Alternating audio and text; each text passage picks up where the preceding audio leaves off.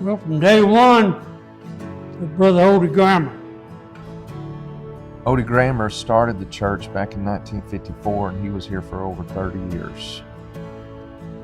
Comes into town, he's scared to death, inviting people to come to a church that they didn't have yet. And Grace Cox was one of the doors that they knocked on, and got to visit him with her and developed a friendship. And she just basically said, we can have it right here in my front yard until we get something going.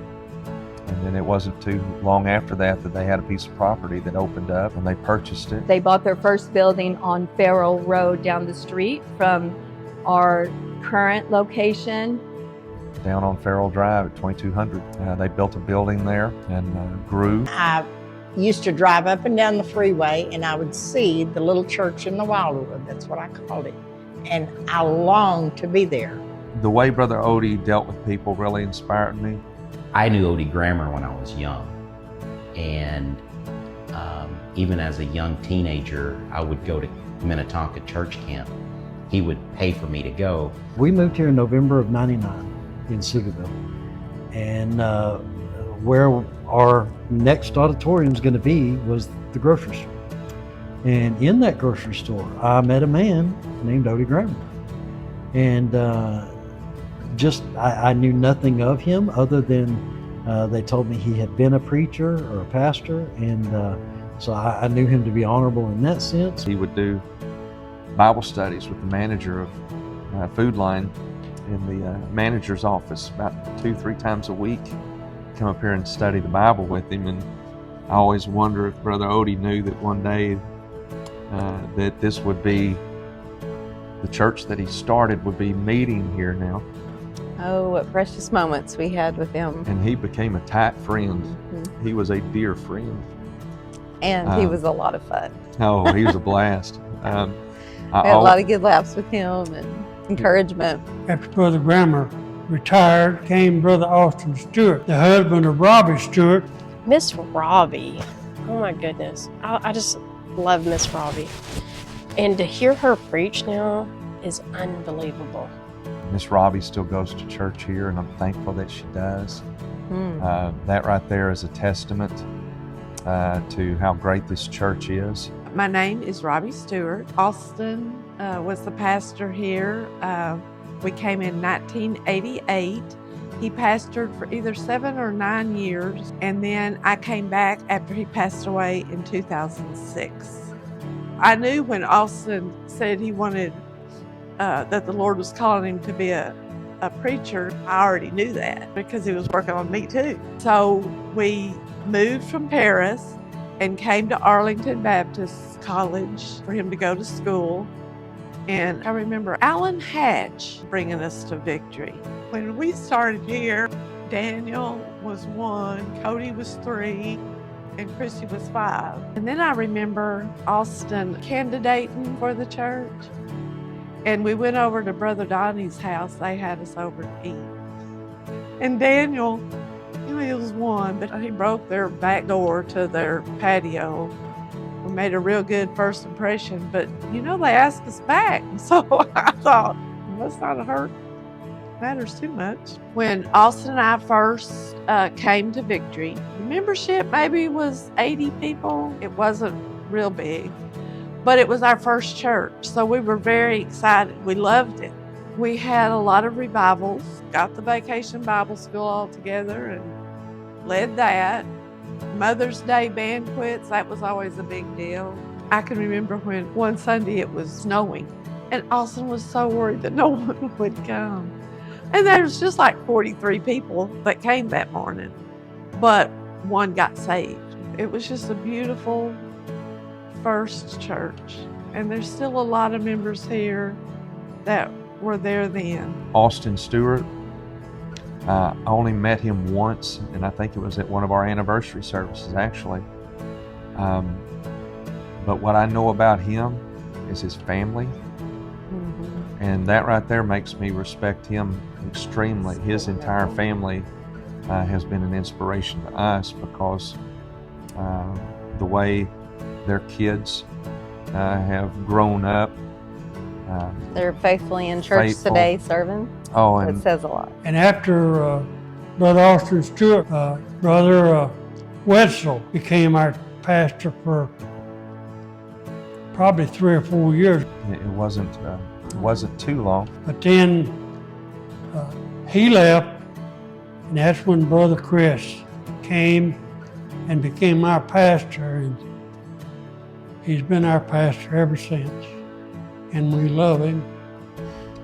Tommy Mears from Arlington Baptist University had contacted us and said there's a church down in Seagoville. We'd never heard of Seagoville. At the time, you got to think, the only thing that was here was the prison and a gas station, pretty much. Well, there was a grocery store. and 30 tire shops. They had lined up 3 of us, 3 preachers, to come in and to preach. You could just tell immediately. We knew whenever we pulled in the parking lot, this is where God wants us. The people were immediately just welcoming. The youth pastor at the time, Mason Adair, he calls me up the next day and he said, we don't want to ask the 3rd one to come in. We want you to come back. One of the funny things was they voted on us that Sunday night, and they asked us to watch the nursery so they could go in the auditorium and vote on us. We prayed, and I think I called them back on Wednesday or Thursday, I can't remember, and said we'll be there. The first service that we preached had 36 people in it. They had the same crowd Sunday morning as they had that Sunday night. It was a small group, but they were faithful. I mean, it's my first pastorate, preferably my last. But as a young pastor at the time, they were very patient. In Wichita Falls, that church had gone through a hard time there, and we came to Seagoville, and they had been through a hard time, and it was like God brought us together to love on each other and to learn to have some perseverance in that hard time. And I think we sort of were healing ointments to each other's hearts and souls. Brother Chris came, and then the church started building up again. So I can remember Brother Chris inviting us to the 50-year anniversary. We came. Since I still lived here when Austin passed away, I thought I just got to come back to Victory. And Brother Chris was wonderful. The love of this church drew me back. Each of these men that have given their life to the Lord, to serve Him and to lead and to pastor a church, gives you great respect in your heart for Him. But God could have put anybody else here and done great things regardless, because of the heart that He's put in these people.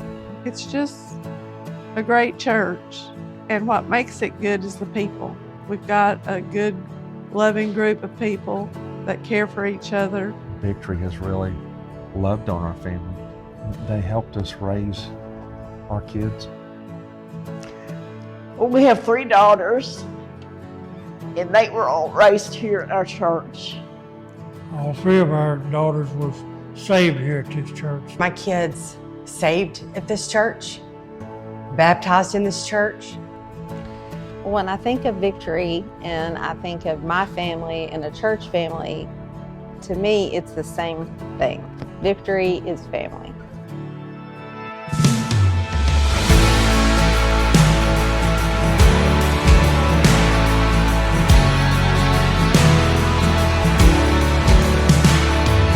You're still the rock that I cling to when everything else falls apart.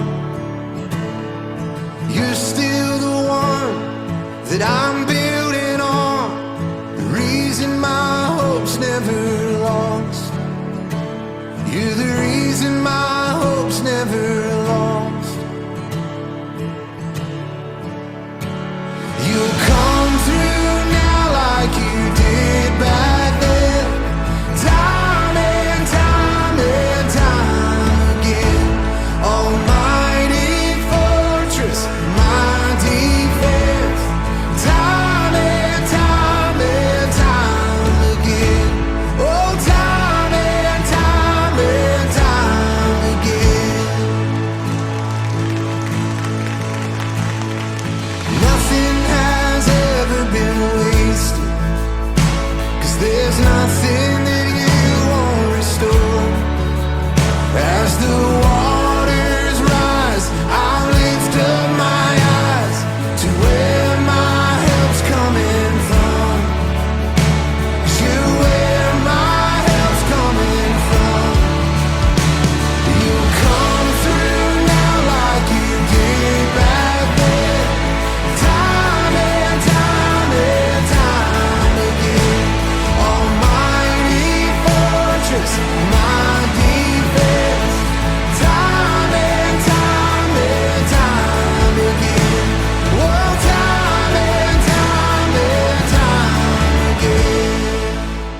Victory is,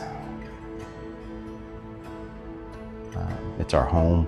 Victory is my favorite place to be. Sunday, Wednesday, and all in between. Victory is godly love, friends, joy, family. Victory is memories. It will always be my church. Victory is